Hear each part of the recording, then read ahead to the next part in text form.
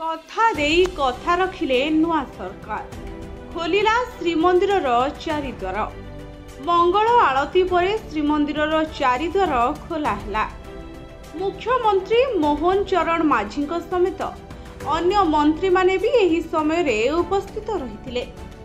चारिद्वार खोलिबा परे श्रीमंदिर को प्रवेश करी भक्त करुछंती श्रीजीउଙ୍କ दर्शन। बिना बाधारे मंदिर भितर को जाउछंती हजार हजार भक्त। तेबे बहु दिन धरी भक्त माने एही दाबी करि आसुथिले। श्रीमंदिर चारिद्वार खोलिबा निर्वाचन प्रचार बेले प्रसंग पलटिथिला। बीजेपी एही प्रसंग को बारंबार उठाइथिला। एहा सह नुआ सरकार आसीबा परे ही श्रीमंदिर चारिद्वार भक्तों पई खोला जिवो बोली बीजेपी प्रतिश्रुति मध्य देइथिला। निजे प्रधानमंत्री मोदी प्रचार बेले एही कथा कहिथिले। मोहन माझीको सरकार शपथ ग्रहण परे एही प्रतिश्रुति प्रथमे पालन करिसंती।